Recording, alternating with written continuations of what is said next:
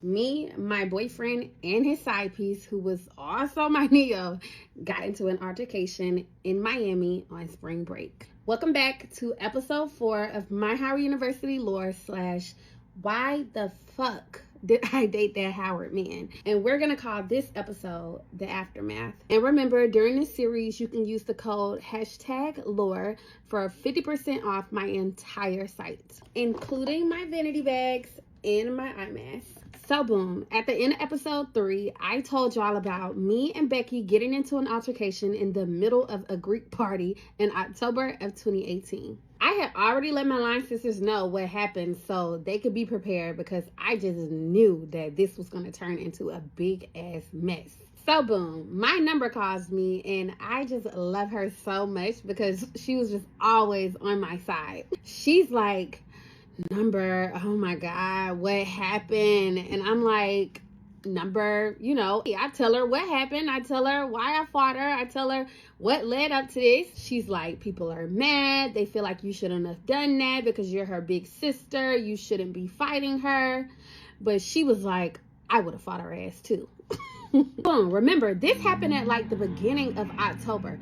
This is also the time of homecoming season. So fast forward, it's about to be homecoming and I haven't heard anything from Becky. Everything has died down. I haven't seen her. I'm moving forward. But one day, a little birdie calls me who I'm just not even going to disclose. And that person lets me know that not only is Becky going around telling people that I snuck her, she's also trying to recruit people so that at homecoming, they can try to ambush me because I was too big to be fighting her. Girl, just take that L because your mouth wasn't too big. The little birdie who calls me on the phone has been told about this and she lets me know, like, look, I just want to let you know this is what they're planning so that you can be aware.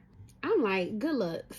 So boom, a few days before we get to homecoming, I have a hair appointment. Y'all, I walk into my hair appointment and guess who's sitting in the seat right next to my hairstylist? Becky.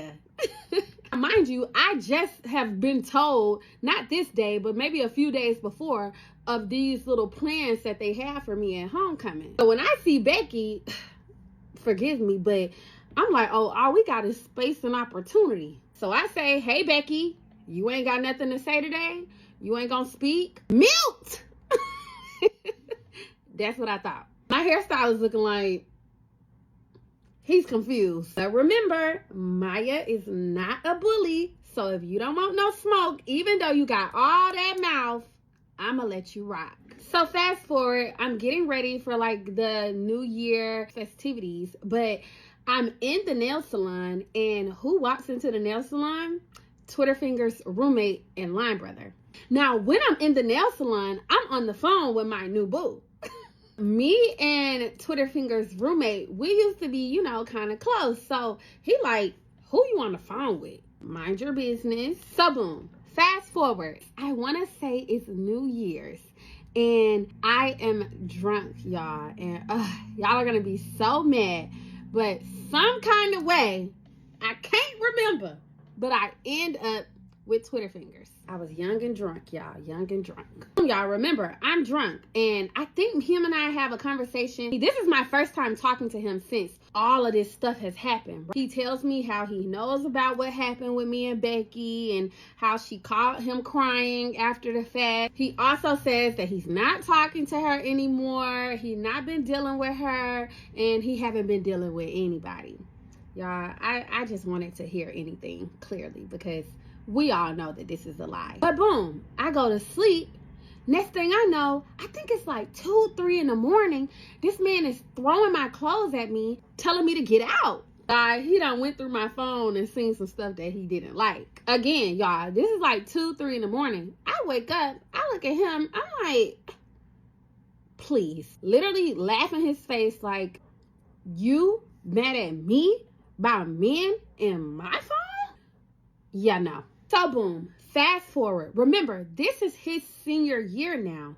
I'm out of college and he is now from this day forward trying to work towards getting me back. We're now in the spring of his senior year. And to prove that he is a changed man and he's no longer cheating and he only wants to be me, he invites me to come with him for spring break and stay in the house with him. Fast forward, March 2019, we go to Miami for spring break. Right before this, I had gone on a trip to Jamaica. At the end of my trip, I just flew straight from Jamaica to Miami. Remember, I'm out of school at this point because this is 2019 and I graduated in 2018. But I'm going down here to meet Twitterfingers because he's invited me to come with him on spring break. So Kennedy and Jada come down to Miami as well. Now, y'all, like the first day that we're in Miami, Twitterfingers goes to jail. He's in jail for like the first 2 days that we are in Miami.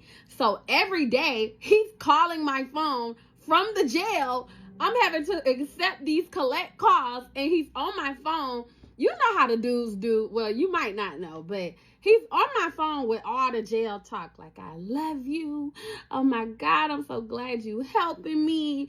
All this, and that. So boom, when I'm finally able to bond him out of jail, we go back to the house that he was originally supposed to be staying in with some of his other bros. Now, as a side note, one of his line brothers dates Becky's best friend. And the best friend had been coming to the house here and there. And I guess this day she had forgotten her shoes at the house. So boom, we had all just came from South Beach. We're in the house just chilling in the living room. Then somebody's knocking at the door and it's Becky and her best friend. Now, y'all, I'm the only girl in the room. Everybody else is in the Greek org with Twitterfingers. And now it's Becky and her best friend. As soon as they walk in the room, y'all, you can cut the tension with a knife. Now, the best friend goes to her man's room to go get her shoes. And once she gets her shoes, she's like ready to go. Becky, on the other hand, is a little bit drunk, and so she's feeling a little spicy.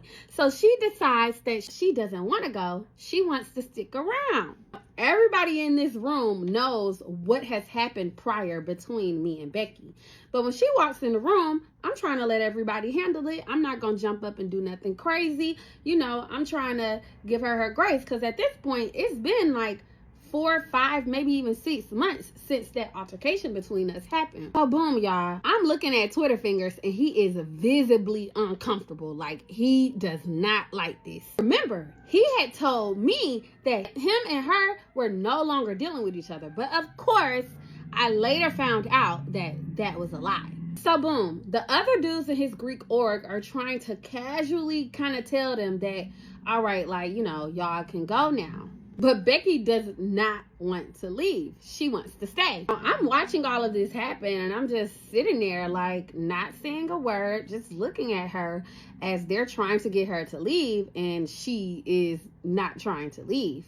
And it's taking so long that eventually I look at Twitterfingers and I'm like, I give him a look. When I do this, y'all, Twitterfingers gets up and he tells her, all right, you gotta go. Y'all, all hell broke loose. As soon as he tells her that she has to go, she's like, I'm not leaving. She's already kind of at the doorway. So he basically like kind of moves her out the doorway and closes the door. Remember, y'all, I have not said anything this entire time. As soon as that door closed in her face, she immediately gets to screaming, Maya just met her boyfriend. And that was the cue that I was waiting on because I immediately jump up and I'm headed to the door.